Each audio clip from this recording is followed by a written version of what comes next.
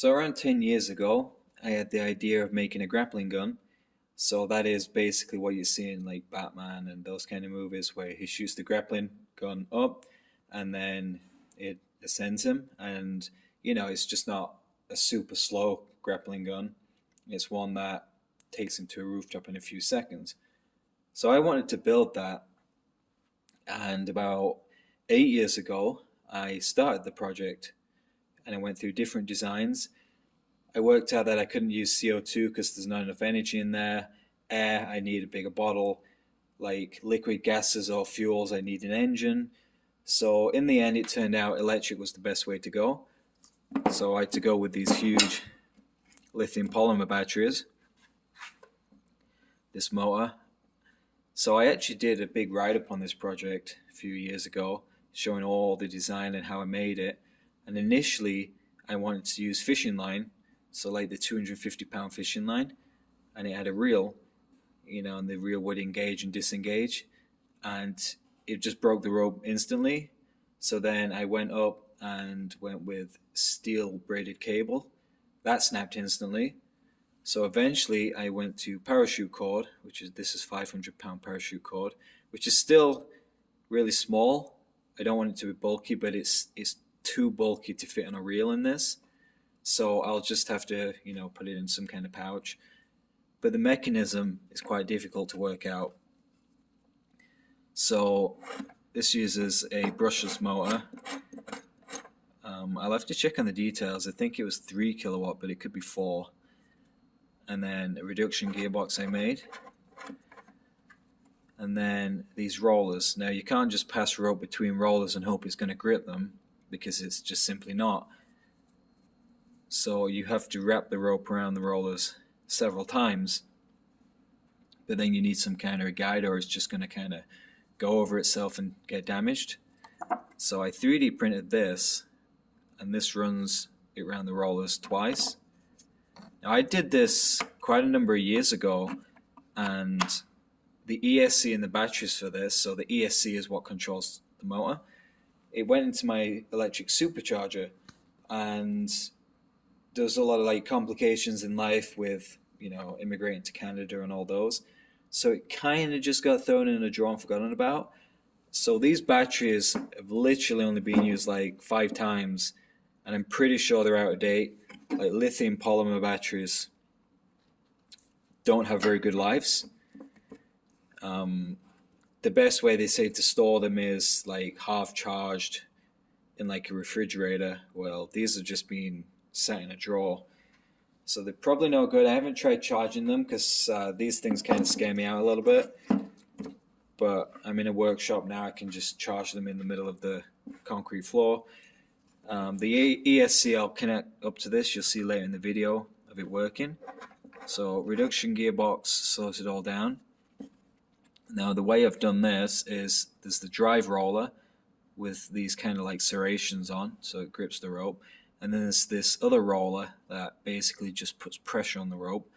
This one spins slightly faster than this gear, so I'm hoping that creates some tension on the rope. It stops it kind of bunching up inside the mechanism. And then there's all these plates to go back on just to put it back together.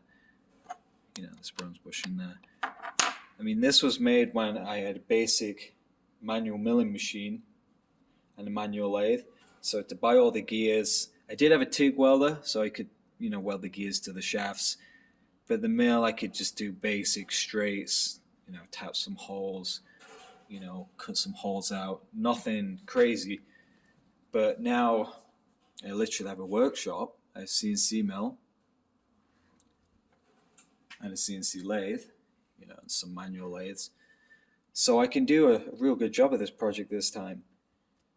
And last time I used it, I just got a 3D printer, so I printed this for the rope guide. I assembled it and it was oversized, so when I clamped it together, it just was too stiff to run on my power supply at home. So I've just quickly sanded it down. I'm going to bolt it back together, connect the ESC up, and then I think I might be able to get a switch with a potentiometer in. or like a spring-loaded potentiometer, and put 2 on here, so then I can control the speed of the motor depending on how far I push it down, and I can have 2 for, you know, up and reverse. So why am I doing this project? Well, initially it would have been the fastest one out there. This was predicted to do 2 meters per second. Now the closest thing I saw out there was about half a meter a second, and even the commercial units are about that kind of speed. So I wanted to make something super fast like in the movies. It will have some kind of a launcher on there, probably CO2 powered, and then I had a few ideas for the anchor points. You know, like to shoot a hook into a roof, you need like the power of a gun, so I can't really do that in Canada, but I do have some other ideas with special adhesives. So that's something to think of in the future. The big reason I started this is a company reached out to me. They saw this project on my website and they made it very clear they wanted me to work on this. You know, I did a lot of research, signed an NDA eventually, and just something wasn't right. You know, the talk of money was always deferred. They never really addressed it. And in the end, they just wouldn't invest the money into it. I think they were fishing more for information. So thankfully, all of this information is mine, and all the information I was provided was before the NDA because they were just so slow at everything. And I'm actually going to pursue this as a product. So not actually this design because it's just not robust enough. Like no one's going to use parachute cord to lift someone unless they're insane. And like the military or climbing ropes, they use anything from 8mm up to 12mm rope. So I'd redo the mechanism. I did design a mechanism that is a new one out there. I need to apply for a patent on it. And like this mechanism, I've got to feed the rope through it. So I've got to start at the bottom of the rope. And near enough every single one out there is the same. Now there is some you can attach on the rope midway through, but they have their issues. They don't grip the rope properly, or they're just not suited to the high speeds.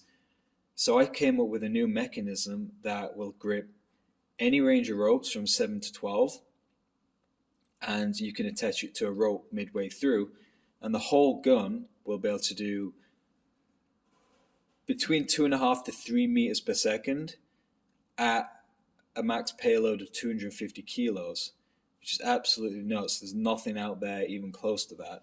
And it'll have a 10 kilowatt motor, like a bill or the gearbox, and it'll be IP68 rated. So that means you could drop it in water and it'll still work. You can even operate it underwater and the water will not affect the mechanism. So that's pretty damn cool. So I'm going to assemble this, and in the next clip you'll see it running, feeding some rope through. You'll notice it's pretty noisy because these are straight cut gears. I'd probably even use straight cut in the final design because straight cut are nice. They don't put any pressure on, like side load on the bearings. That lasts pretty long. They're just noisy. And they're easy to make. Helical gears are a lot harder to make. Like I would struggle making those. And they put side load on the bearings, and something that requires quite a lot of torque. I'll have to upgrade the bearings, and really it's just not needed. And if I design the actual product properly where it's sealed and it's encased with either some kind of oil or grease, it will be a lot quieter. So I will see you in a second.